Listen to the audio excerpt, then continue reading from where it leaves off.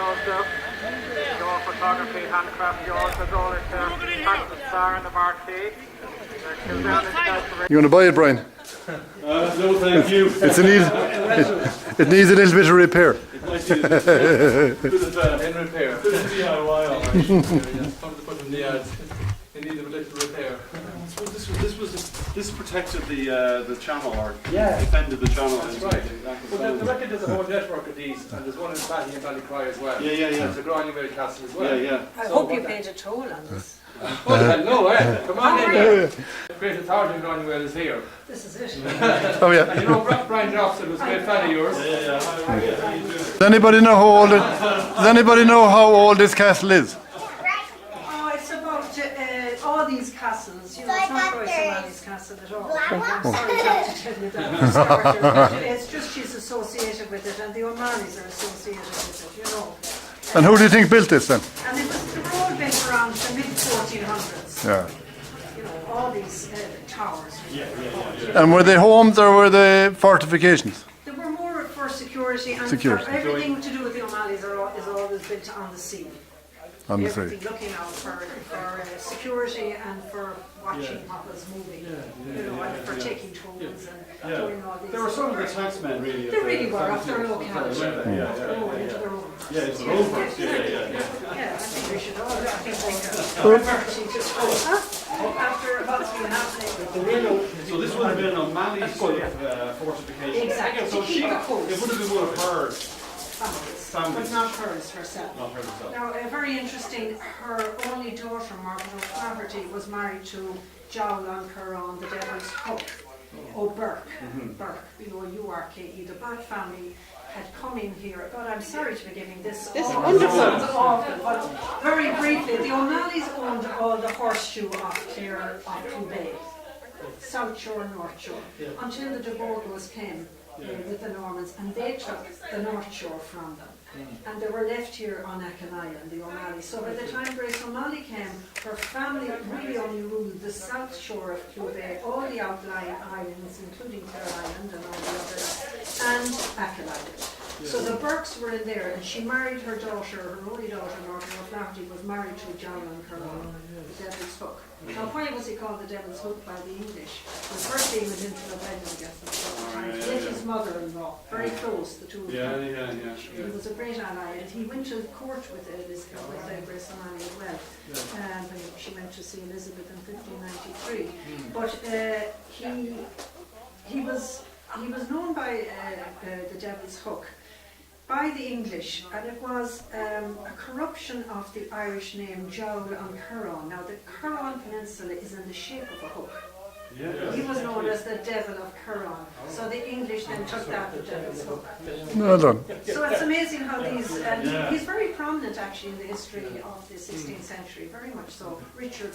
But then as they were still excluded from their lands, they turned more to the sea. Is that absolutely. Look what's happening in Somalia today. You see, when there's political turmoil, which there was during the latter half of Grace O'Malley's life, political turmoil, what's happening in Afghanistan and Iraq today was what's happening here.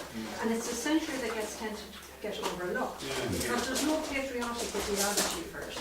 And generations of historians wanted every century, like in every country, to have a kind of a nationalistic tag. 16th century didn't. It was the time of survival.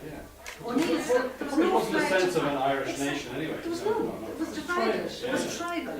So Grace O'Malley really was doing what every other chieftain did, to provide and protect her own. Simply that. She'd do a deal with the English just as quick as doing it with a neighbour. Of course, she would see Queen Elizabeth as well. She did, for very good reasons, very good political reasons. You know, and she did it well thought out. There was nothing, as the legends and fiction would say, you know, she went storming up to Greenwich and banged on the door and said, I'm Queen of the West. She didn't do that at all. She was a great strategist. She was a good ambassador, I think. No, not really. She wasn't. She was after her, what she wanted herself. First of all, she got a letter of introduction, like anybody would. If you were going to see anybody, you'd get somebody who was in the inner circle and say, listen, will you give me a letter of introduction? And in view of her career of piracy, she badly needed a letter of introduction. It was also a letter of protection. Well, she was trying to get Bingham off her back, was that She it? was, yeah. He was the only one who got the better offer of Richard Bingham, the governor of Connaught. And she had nobody to ask over his head. He really held sway here. Except the Queen. So it was as simple as that. And he took her second son, or her youngest son, Kildavnet, who was born aboard her ship. And he continued indeed in her when she retired from the sea. He was the one who took over. I wrote his biography as well, and funny enough, there's a lot more on him than there is on her, because he left a huge amount of manuscripts behind him, but she left very few. But when Bingham took him, captured him, and on a trumped up charge of treason, which was a death penalty at the time, she had no option but to go to London. So that's why she went. Not as the Pirate Queen musical would say, she went to save a lover. She didn't. She went to save her son. She did, of course, and I found the letter that Elizabeth wrote about the mission, which was fascinating. It was one of the highlights of the research, because the legends had always kept it that she did go. I found the letter in a collection of manuscripts in London. In London, okay, yeah. Interesting, There's yeah. a castle as well in Fatty, and the Northern Line. Yeah. The Northern Line are Grainne Uaile's castles. Or we call it Grainne Uaile's castles, but The they're like... Secret Passage, yeah, that was the McMahon Castle over in Fanny. Yeah, and there's a lovely story that one of her lovers, and I'm sure she did have many, I was desperately trying to find them to get the book banned and everything. I could only unearth one. And it was Hugh de Lacy, who was supposedly a merchant son from Wexford, who was shipwrecked here, and she fell from between husbands. She was after becoming a widow, and she hadn't linked up with Richard and Ireland as yet. There was a book they written, Grainne Uaile Shades of Grey. Shades of Grey. I'd say she could be, somebody she might have read a chapter or two of. She could have contributed to a chapter or two of.